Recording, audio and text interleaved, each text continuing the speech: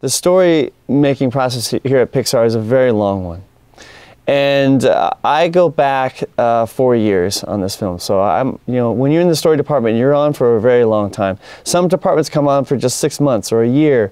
We're on for years and years and years. And it's funny, our work usually kind of disappears in the final product. I always feel like what we do as story artists is kind of create the blueprint for the film.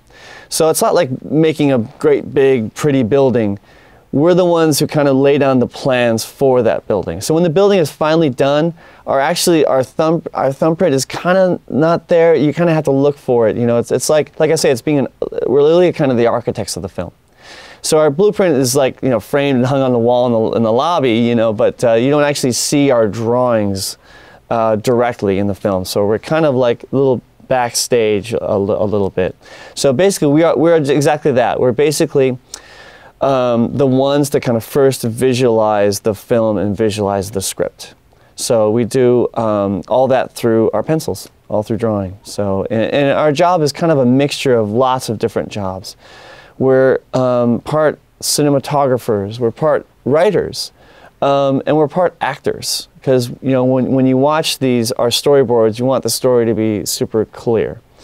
And be able to appropriately communicate the story and the kind of the emotions of what the characters are going through. We deal with scripts, and each scene is about, you know, anywhere from like 3 to 11 pages. And each sequence itself is probably around, you know, 800 to 1,200 drawings. And on this film alone, we've done 227,000 drawings. Which is the most for any Pixar film. And it's not because there's that many in the final product. It's just that we want to get it right, and we want to make it not just good. We want to make it great. So on Monsters University, that was more important to us than than ever. Especially with kind of the history of Monsters, Inc. We really wanted to pay tribute to that original film and have it live up to the expectations. So we would throw away a lot of drawings. So I always say you never really want to marry any of your drawings, because everything is going to, you have to be willing to let go to get something better. You know, something just flat out may not work at all. But then some things are like good, but it could be better if we did this. And that's why we're in story for so long, is we want to get it right.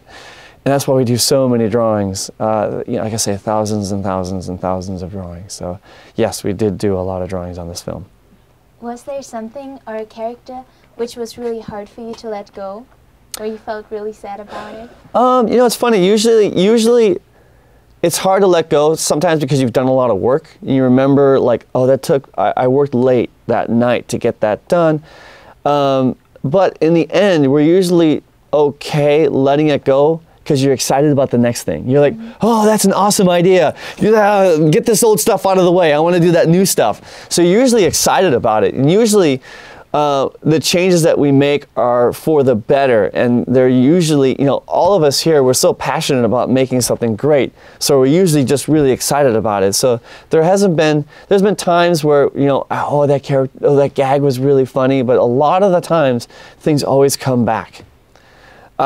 Just the other day, I remember we put something in something I'm currently working on that was 4 years ago. Like, do you remember that gag 4 years ago? That was hilarious.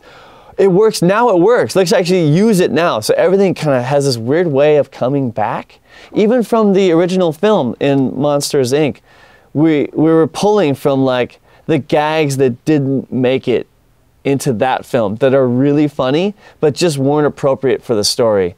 We tried to see if we can pull those things back in and put them into the film.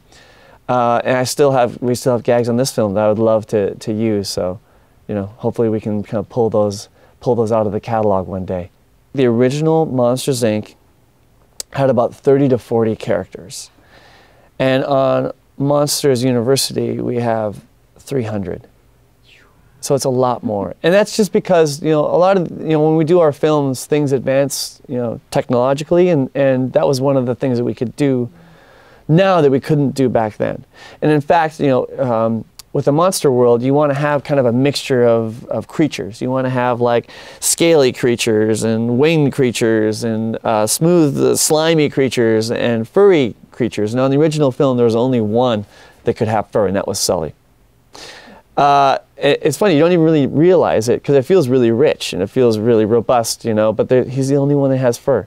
And so on our film, we could have all kinds of, you know, furry monsters. So we were opening up. And you want that too. You want that. Like, from my experience in college too, I remember, you know, growing up in my little town and then going to this big university, and suddenly you're meeting new people who are different from you. They come from all over the world. And what was so great about doing this for Monsters University is that we could reflect that. You know, you could have like flying creatures and swimming creatures and creatures that come up under the ground. It also mirrors what really happens in our lives when we go to college and your kind of world is opened up. So we have that. Like we tried to get that in the movie. We wanted to make sure when Mike walks on that campus for the first time, he's looking up and around and down and around. There's just activity and monsters kind of everywhere, and monsters of a lot of different varieties. So we were able to do that. We were able to kind of have a variety of characters because now we could have more the ability to kind of do something different that we couldn't on the original film. Then there's another part of it. There's more the emotional part.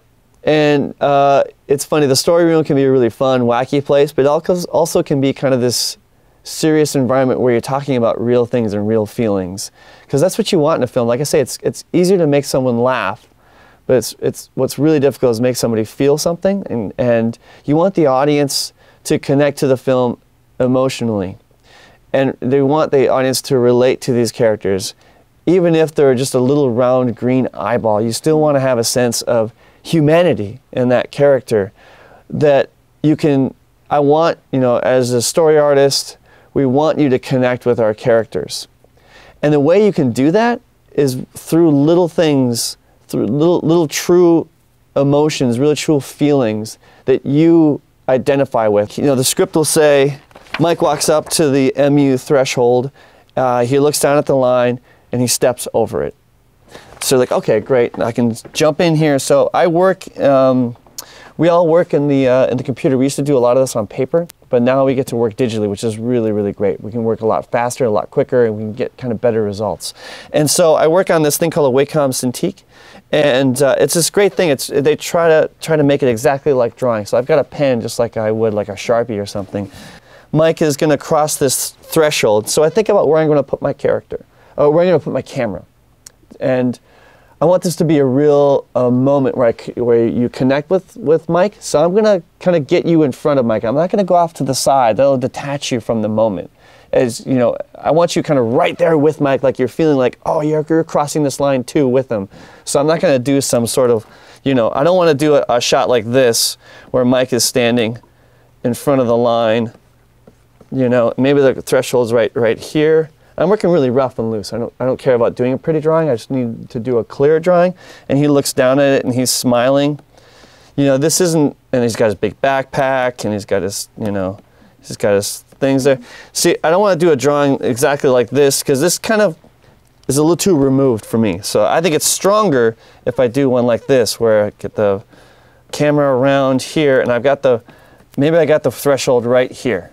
There's kind of the threshold, and I got Mike, you know, maybe let's do some trees here, and I can work in different layers. We kind of jump between Pitch Doctor and Photoshop, and I just have more controls in Photoshop, so I'm just going to dial down the opacity here a little bit, save and close it, and then I can draw Mike on another layer basically. So I got Mike here, and let's have some fun. Let me just delete that. And I have I can work in a timeline, so I can have multiple frames. You can see me kind of toggling between the different frames. So I can have Mike, let's have him just like walk up to it. And see, I'm kind of like flipping through there, and I'm a lot like an animator too, so I'm kind of flipping my pages a little bit. Let's give me some more panels here to work with. And you can see I'm not really cared too much about doing a really pretty drawing again. Just doing a really clear one. So maybe Mike is like walking up He's got his big pack. He's walking up. You can see I'm just now, again, keeping it really rough and loose.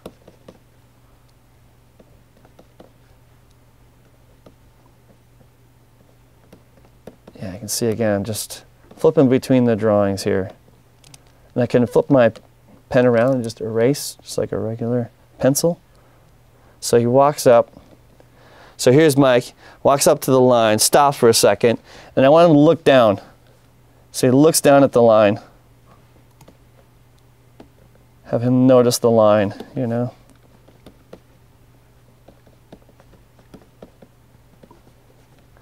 So he walks up, looks down at the line, and then I think I want him to smile here. I want him to like smile down at the line like he's happy. He's like, oh, I made it, you know. So I'm going to duplicate that one, and I can go into Photoshop. I can erase this mouth. Let's give him a little smile. Whoop. There we go. So he walks up, looks down, smiles, and then let's have him take a nice big step.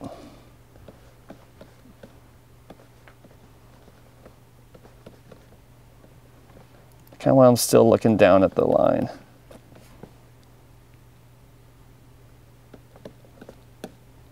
His arm's gonna kind of go up. A lot of times we'll actually walk up and we'll actually act this stuff out. Like, what am I doing? Sometimes we'll make each other do it. Like, we have a roommate, and we're like, dude, stand up. And you want him like full of pride too. A lot of what we do is like, you know, try to make it clear. You know, if I'm just like this, I'm not as happy. But if I'm like this, like chest out, like you can tell, like I'm bright-eyed, and you know, just like an incoming freshman. Like, I had the whole world in front of me. So I kind of want is like his arms up a little bit like that, you know, and have his, and he's looking up, full of pride, and like it's hard to get. He's just an eyeball, but you can still roll his chest out a little bit. You just kind of roll his eye back a little bit, you know. So let's get him. There, you can see how I kind of left a little bit more space down here. That kind of gives him a feeling a little bit like he's proud. Maybe a little happy, maybe a little brow where he's, maybe like a big smile.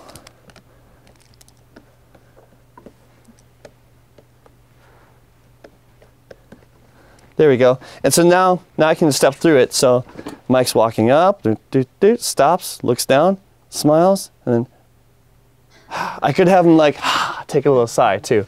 So that's basically what we do. You know, we just kind of, and we just keep going, and we keep going, and we keep going until the whole scene is done, and then we pitch it to the director and the writers and the producer, and all the story team is in the room, and we're basically trying to see if it works.